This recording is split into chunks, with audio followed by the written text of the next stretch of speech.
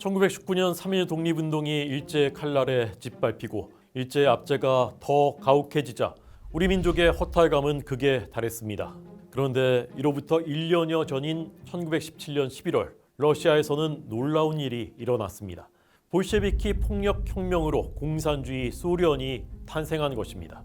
모두가 평등하게 잘 먹고 잘 산다는 꿈같은 이념이 현실의 대국으로 나타나자 전 세계는 공산주의의 환상에 사로잡혔습니다.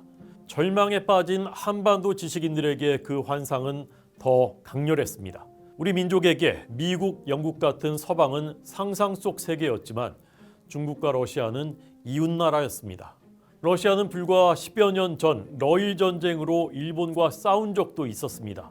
우리를 일제에서 해방시켜줄 힘은 서방도 쇠락한 중국도 아닌 신흥 공산국가 소련으로 여겨졌던 것입니다.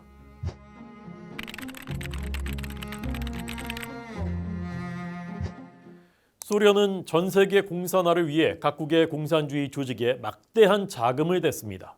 3.1운동 다음 날인 1919년 3월 2일 소련의 레닌은 호민테른을 창설합니다. 호민테른은 전 세계 공산화를 목표로 각국 공산당을 지도하는 중앙집권적 통제기구입니다.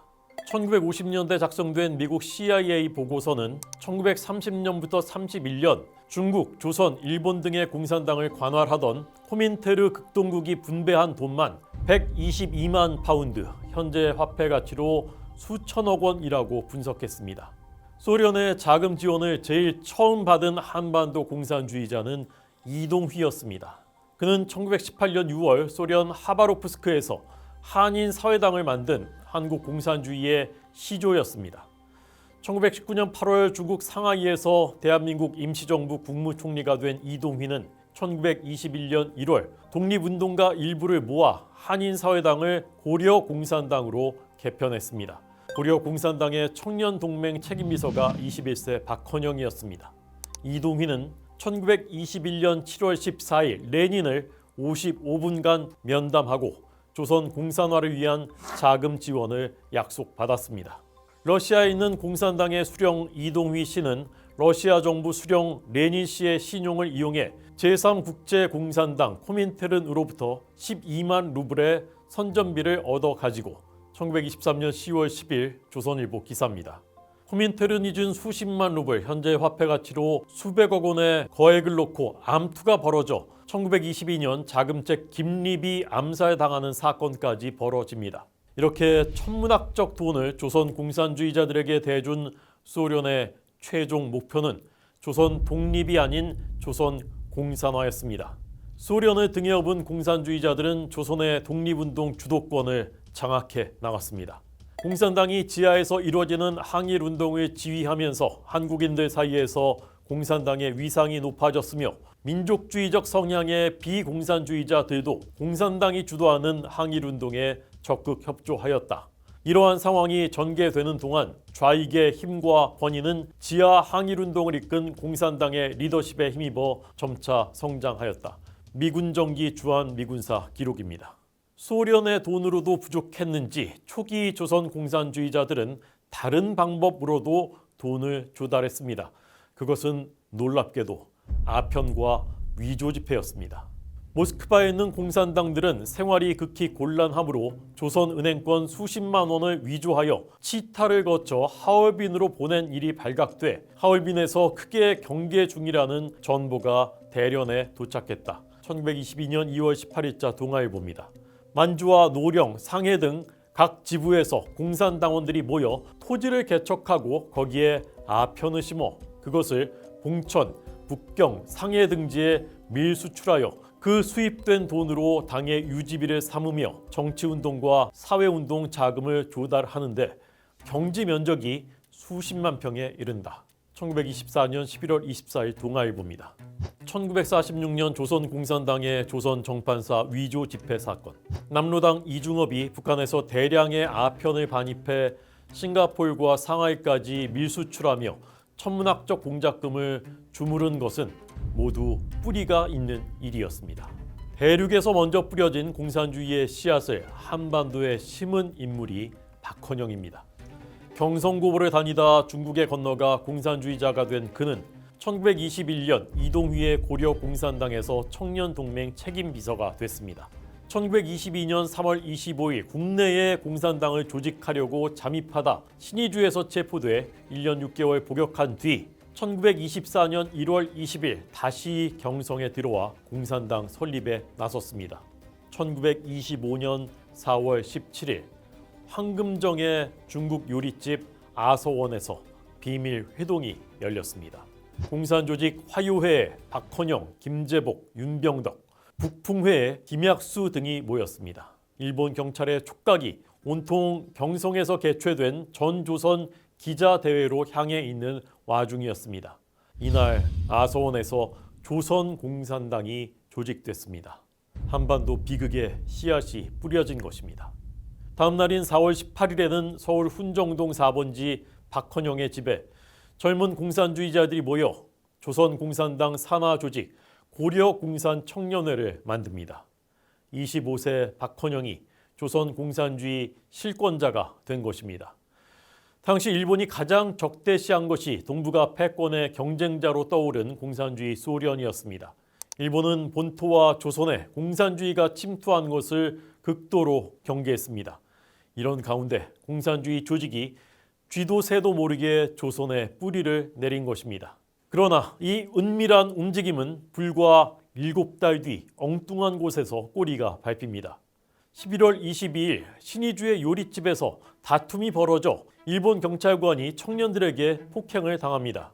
이 사건 수사 과정에서 고려공산청년회가 중국 상하이로 보내는 비밀 문서가 한 청년의 집에서 발견됩니다. 이를 통해 조선공산당의 존재가 드러났고 전국에 검거령이 내려져 101명이 체포됐습니다.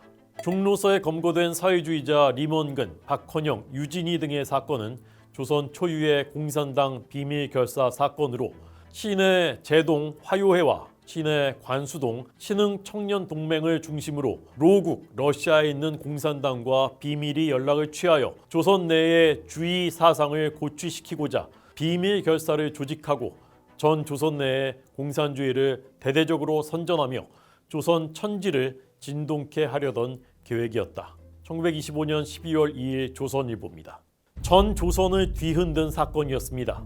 1927년 9월 13일자 조선일보는 만인 주시 중에 일대 사극 개막 금일 조선공산당 공판이라는 제목으로 한면 전체를 털어 박헌영, 김약수, 조봉암 등 주요 피고인들의 사진과 혐의를 보도했습니다.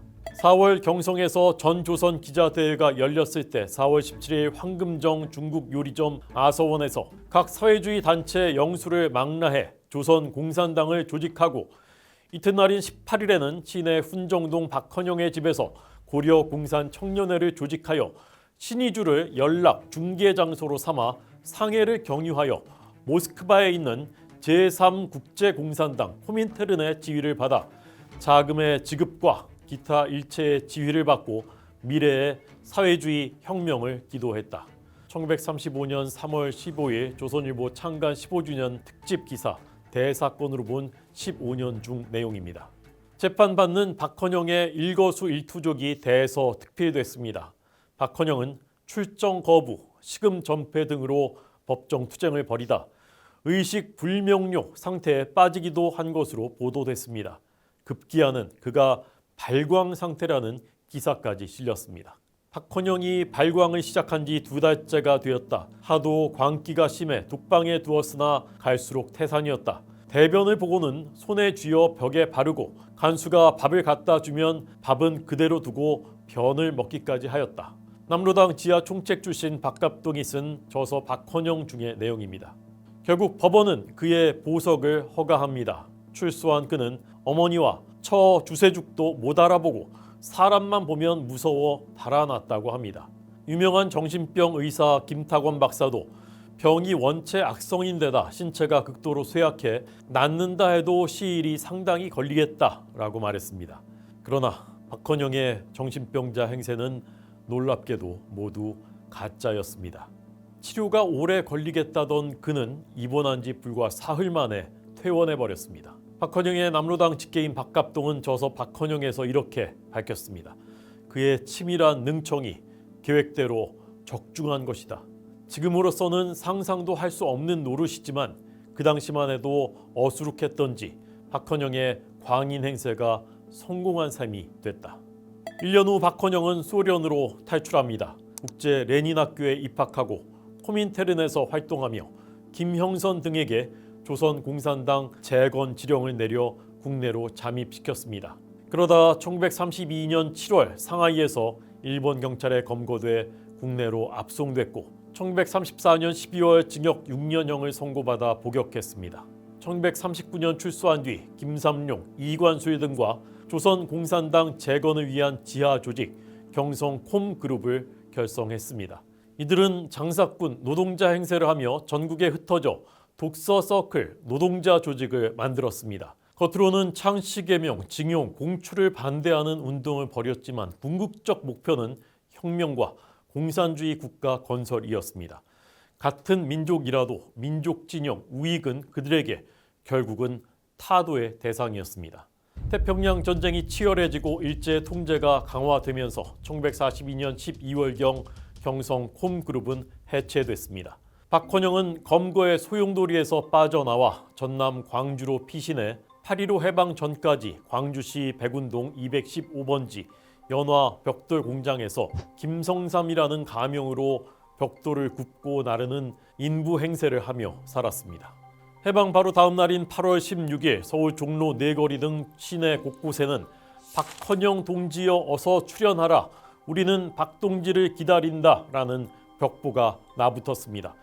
공산주의자들이 벌인 일이었습니다. 8월 19일 금이 환영한 박헌영은 8월 20일 자신이 머무르던 명륜동 김혜균의 집에서 콤그룹과 화요의 중심 인물을 모아 조선공산당 재건준비위원회를 만들고 9월 11일 조선공산당을 재건합니다.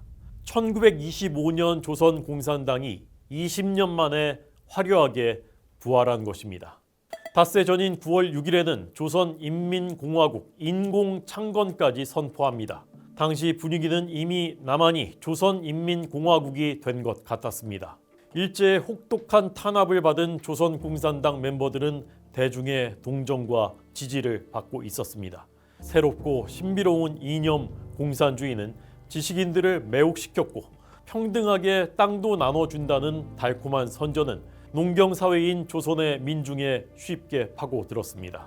조선공산당은 일제의 협조로 만들어진 건준을 통해 전국 행정조직을 장악했고 일본인들이 소유하고 있던 막대한 재산까지 쓸어 담았습니다. 이들이 접수해서 당사로 쓴 당대 최고의 건물 근택빌딩에는 새 권력의 줄을 대보려는 행렬이 끊이지 않았습니다.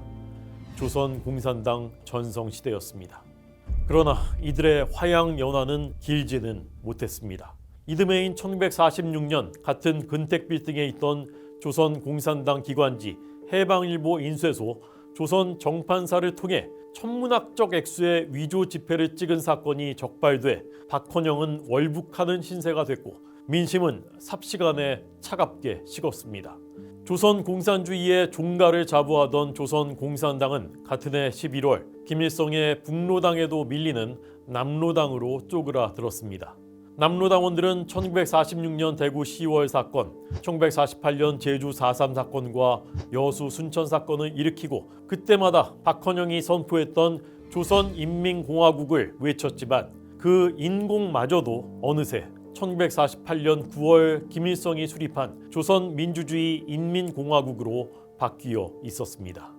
표면적으로는 1953년 김일성의 잔혹한 남로당계 숙청으로 조선공산당은 역사에서 사라져 버렸습니다.